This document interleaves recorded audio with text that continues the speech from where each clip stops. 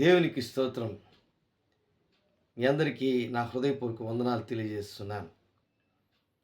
మొదటి కొరింథీయులకు రాసిన పత్రిక 16వ అధ్యాయము 13వ వచనంలో అపోస్తలుడైనటువంటి పౌలు తాను సేవా జీవితంలో ఉన్నటువంటి వారికి, ఆయన తిమోతి లాంటి వారికి, ఆయన శిష్యుడు, ఆయన కుమారుడు అనబడినటువంటి ఆత్మీయ కుమారుడు అనబడినటువంటి తిమోతి లాంటి వారికి, కొరంథీ సంఘంలో ఉన్నటువంటి వారికి కొన్ని ఆత్మీయ సూచనలు ఆయన అపోస్తలుడైన పౌలు కొరంథీ సంఘానికి తెలియజేశాడు.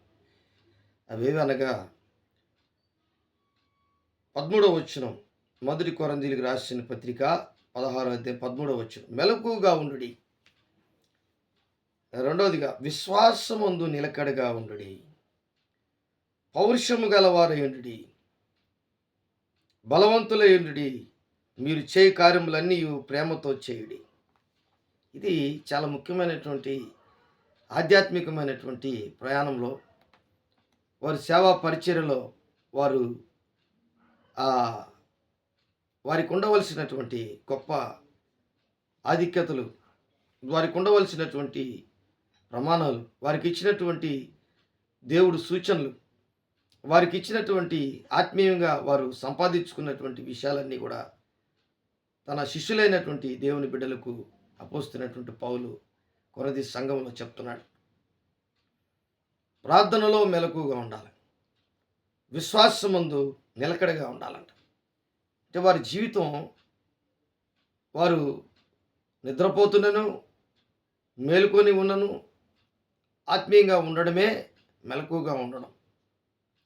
కాబట్టి వారి యొక్క ఆధ్యాత్మికమైన జీవితం, ప్రభువును తెలుసుకున్నటువంటి జీవితం, మెలకువ కలిగినటువంటి జీవితం, ప్రార్థనా జీవితం. అందుకే వారిని మెలకువగా ఉండండి. రెండవదిగా విశ్వాసమందు నిలకడగా ఉండాలంట. అంటే వారి జీవితంలో విశ్వాసమందు జారిపోకుండా, పడిపోకుండా, వారు ఆధ్యాత్మికంగా వారు పతనమైపోకుండా ప్రార్థనలో నిలకడగా ఉండడం, మెలకువగా ఉండడం. రెండవదిగా వారు విశ్వాసమందు నిలకడగా ఉండడము చాలా ముఖ్యమైనటువంటి విషయం. యేసుక్రీస్తు ప్రభులు వారు కూడా తన శిష్యుల్ని అనేక పర్యాయములు మీరు మెలకువగా ఉండండి, మెలకువగా ఉండి ప్రార్థన చేయండి. అలాగే మీ విశ్వాసం ఎక్కడ?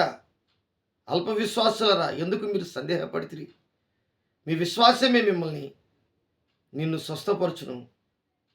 ఇట్లాగా అనేక సార్లు, అనేక పర్యాయములు శిష్యుల ముందు, శిష్యులతో యేసుక్రీస్తు ప్రభుల వారు కూడా చెప్పడం జరిగింది. పౌరుషము గలవారై ఉండాలంట. మూడవదిగా పౌరుషము అపోస్తలుడైన పౌలు చెప్తున్నాడు కొరింథీ సంఘానికి 16వ అధ్యాయం 13వ వచనంలో, పౌరుషం గలవారంగా ఉండాలంట. ఏ విషయంలో పౌరుషం అంటే దేవుని సేవా విషయంలో, దేవుని యొక్క పరిచర్య విషయంలో, దేవుని యొక్క మాటల విషయంలో, దేవునితో సంబంధం కలిగినటువంటి అన్ని విషయములలో పౌరుషముగా ఉండాలి. తర్వాత చూడండి, బలవంతులై ఉండుడి. చూడండి, బలవంతుని చేతిలో బాణం వంటి వారు దేవుని బిడ్డలు ఎలాంటి వారంటే బలవంతుని చేతిలో బాణం వంటి వారు. మొదటి యోహాను 4:4లో ఒక మాట ఉంది, చిన్నపిల్లలారా మీరు దేవుని సంబంధులు, మీలో ఉన్నవాడు ఈ లోకములో ఉన్నవాని కంటే గొప్పవాడు. అంటే ఆ గొప్పవాని చేతిలో మనం ఉంటే బలవంతులమే. కాబట్టి దావీదు జీవితంలో కూడా మీరు గమనించినట్లయితే ఇశ్రాయేలీయులు ఎవరు కూడా ఫిలిస్తీయులతో యుద్ధము చేయలేనటువంటి పరిస్థితిలో ఉన్నప్పుడు దావీదులో ఉన్నటువంటి దేవుడు, దేవుని ఆత్మతో నింపబడినటువంటి దావీదు జీవితంలో ఇశ్రాయేలీయులందరి ముందు, సౌలు రాజు ముందు, అక్కడ ఉన్నటువంటి ప్రజలందరి ముందు యుద్ధానికి వెళ్ళడానికి కారణం ఏంటంటే ఆయన బలవంతుడిగా ఉన్నాడు. అదే ప్రార్థనలో మెలకువగా ఉండడం, విశ్వాసంలో నిలకడగా ఉండడం, పౌరుషము కలిగినటువంటి, రోషము కలిగినటువంటి వారిగా ఉండడం, బలవంతముగా అంటే బలవంతులై దేవుని యందు ప్రార్థనలో బలవంతులు, మాటలో బలవంతులు, క్రియలలో బలవంతులు, ఆత్మీయ స్థితిలో బలవంతులు, దేవునికి నమ్మకంగా ఉన్నటువంటి విషయంలో కూడా ఆధ్యాత్మికమైన విషయంలో బలమైనటువంటి వారంగా ఉండడం. ఇవన్నీ కూడా ఆయన అపోస్తున్న పౌలు కొరంథీ సంఘానికి చెప్తున్నాడు. ఇంకా కూడా చెప్తూ ఆఖరిగా మీరు చేయు కార్యములన్నీ ప్రేమతో చేయుడి. దేవుని బిడ్డలారా, ఏ కార్యం మీరు చేసినా దేవుని ప్రేమ పట్ల, దేవుని ప్రేమలో, దేవుని యందు ప్రేమ కలిగి మీరు మనుషులకు ఒకరికొకరు ప్రేమతో మీరు ఉండవలెను. ప్రేమతో ఏ కార్యమని చేయాలి. కాబట్టి ప్రేమ దోషములు కప్పుతుంది. ప్రేమ ప్రతి ఒక్క కార్యమును గెలుస్తుంది, విజయము చేకూరుస్తుంది. ఆ ప్రేమతో చేసినటువంటి ప్రతి కార్యము అది విజయవంతముగా సఫలీకృతం అవుతుంది. గొప్ప కార్యములు చేయడానికి అది మార్గం చూపిస్తుంది. ఇవన్నీ కూడా అపోస్తున్న పౌలు కొరంథీ సంఘానికి తెలియపరుస్తున్నాడు. ప్రియమైనటువంటి దేవుని బిడ్డలారా, ఈరోజు మన పరిస్థితి ఎలాగుంది? మనం ఆత్మీయంగా మెలకుగా ఉన్నామా? ప్రార్థన చేస్తున్నామా? మన విశ్వాసము మన జీవితంలో నిజముగా విశ్వాసములో సన్నగిల్లిపోకుండా విశ్వాసముతో ముందుకు వెళ్తున్నామా? మనం పౌరుషం కలిగి దేవుని పట్ల రోషం కలిగి మనం జీవిస్తున్నామా? అంత మాత్రమే కాదు, దేవుని పట్ల మనం బలవంతులై ఒక బలవంతుని చేతిలో బాణం వంటి వారంగా మనం ఉన్నామా? అంత మాత్రమే కాదు, దేవునికి చేసినట్లుగా మనం ఎదుటివారికి ప్రేమతో ఏదైనా కార్యం చేస్తున్నప్పుడు మనస్ఫూర్తిగా హృదయపూర్వకముగా మనము చేస్తున్నామా? అప్పుడే మన జీవితంలో గొప్ప కార్యాలు దేవుడు అప్పుడే దేవుడు మన జీవితంలో గొప్ప కార్యాలు చేయడం ప్రారంభిస్తాడు.